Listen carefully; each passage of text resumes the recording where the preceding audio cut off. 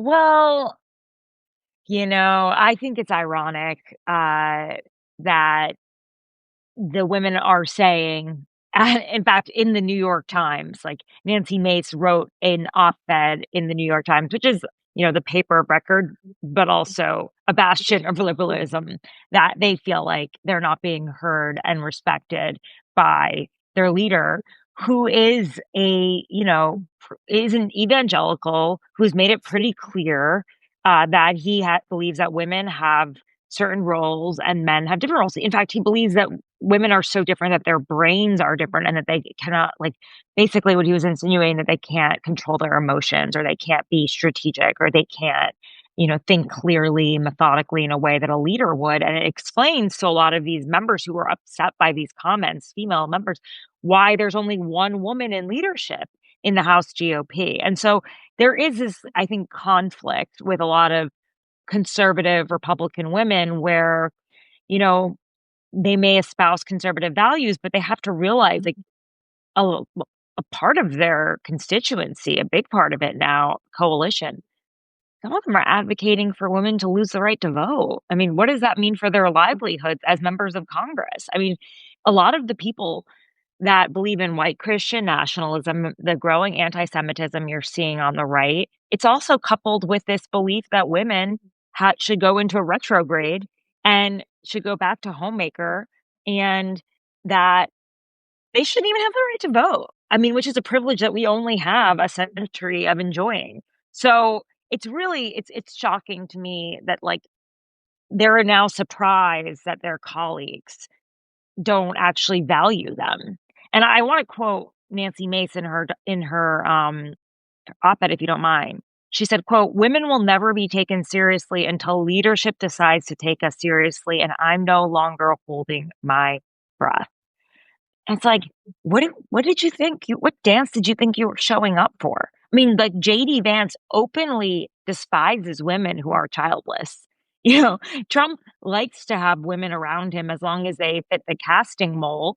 And it's just, uh, you know, that's my confusion over it all. And, like, even Elise Stefanik, who's like a Harvard educated member who is also speaking out against Mike Johnson, she's been passed over and over and over again, not by leadership, but also by President Trump. And she sees herself as someone who could be vice president. So I don't know. There's always been this tension between seeing yourself as a leader, as a woman, and then also, like, not acknowledging that you are a feminist. Because if you are a feminist, then you would adhere to the basic feminist assumption that you are entitled to equal treatment. It's sort of like the Phyllis Schlafly, contradiction that these modern Republican women have to deal with. Did you watch The Handmaid's Tale?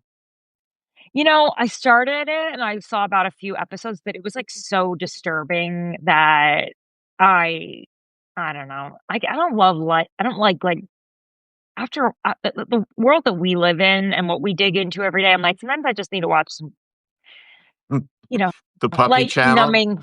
Yeah, exactly. And Oh, the Puppy Channel, exactly. So I watched some of it. I know the premise of it. I get so it. Once I saw the way that they were expected to reproduce, and the kind of, like, that scene, I just was like, I can't. This is too much. so so the architect of Gilead is the wife of the commander. Her name is Serena Joy.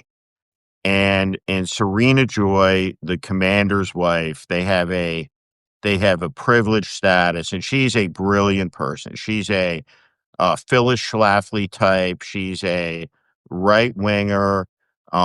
She's the architect of the whole downfall of the United States. And as the story progresses, there is no place for her in Gilead as the men run. And then there's this scene where her finger is cut off in front of her husband as a biblical punishment for being too lippy. And there's nobody that more approximates to me the Serena Joy ethos than Elise Stefanik, right? Just Really? Yeah. and so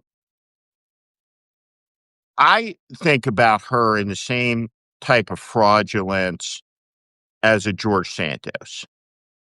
This is a person who ran as a political moderate, Mm. Harvard graduate, hometown girl who became a hard MAGA, absolute shill for all of this, discarded every principle she had, and she miscalculated, right? She didn't get maybe who she was in business with. Maybe it's because she's from upstate New York, and frankly, she didn't have a lot of experience being around some of these people from Mm. Alabama and Mississippi and South Carolina who dominate her political party and what they really think about the ladies.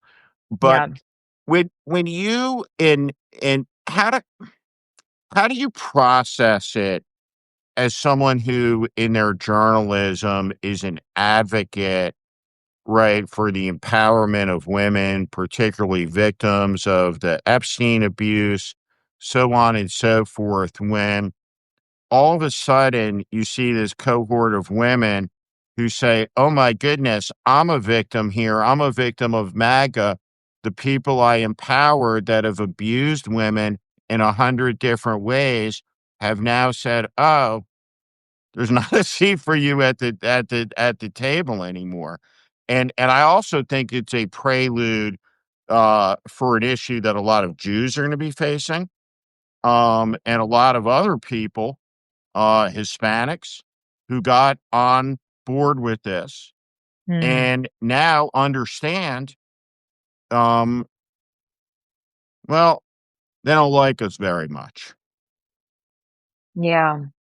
Yeah, no, I think you're right. Like, I think that they have always valorized a type of minority, a type of Jew, a type of Black person, a type of woman, but like a singular type of them, not in a collective group in which they have power, equal rights. And to them, they kind of like the idea of like the token woman, you know what I mean? Who rises up on her own to become a leader in a party. And then they can point to her and say, look, we have women in the Republican Party. We have a leader in the Republican Party, and this is who she is, instead of empowering the entire group of women.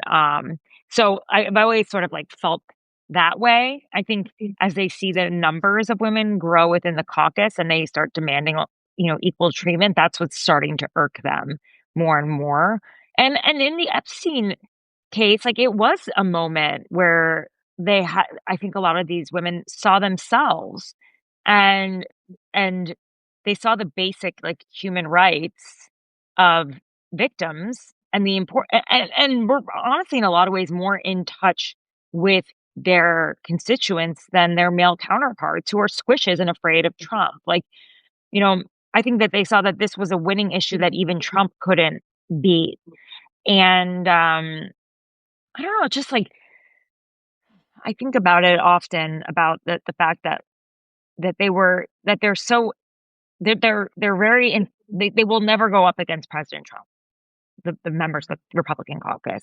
But these three women, these three MAGA women, Lauren Boebert, Marjorie Taylor Greene, and Nancy Mace, decided that they would do that. And he pressured them and he tried to stop them from doing it, but they felt, based on their own experiences, that he was on the wrong side of this fight. And I think what I've learned too, just from reporting on Epstein, is that a lot of people, and I see this in the comments and the messages that I get from people that listen to my work, that a lot of people were abused by someone, molested, attacked. A lot of people have felt injustice in their life. I would say most people have felt that they were in some way taken advantage of or abused, and feel like there is a huge imbalance in this country between the elites and the rest of us. And that those women were more in touch with that moral clarity. And I sometimes just think they probably felt like they had less to lose because they weren't being heard anyway. I also want to point out that Nancy Mace and Elise Stefanik are running for governor. So this is their last term. Nancy Mace in South Carolina and Elise in New York. So they have less to lose as well. Marjorie Taylor Greene, meanwhile, just walked off set. But, yeah, I kind of appreciate the fact that they're showing moral clarity and, on other things, less so. But But on this thing, yeah, they are. yeah, exactly. And what is the thing? What is the thing that they are showing moral clarity on? I think it's the Epstein stories they've shown moral clarity on, and I think it's empowered them, and it's made them realize that, A, their speaker is a squish, the men around them are a bunch of squishes. I mean, literally, they have 5% of laws. They've only passed 5% of the bills that have come forward. That is a do-nothing Congress. How are they supposed to go back to their constituents? But you also see the writing on the wall. They're gonna be in the minority.